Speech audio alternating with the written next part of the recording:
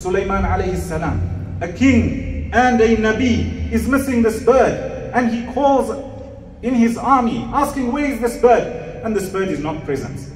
And Sulaiman alayhi salam says, this bird better come or I will punish it. Eventually Hoopoe arrives. What does he tell Sulaiman alayhi salam? He tells Sulaiman alayhi salam that I have some knowledge that you do not have.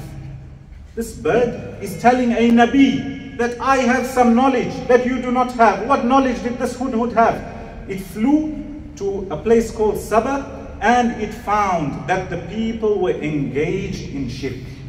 So Hoopoe informed Sulaiman alayhi salam about them, and Sulaiman alayhi salam takes action, and we find there is writing between the two parties, and eventually they come and accept the message.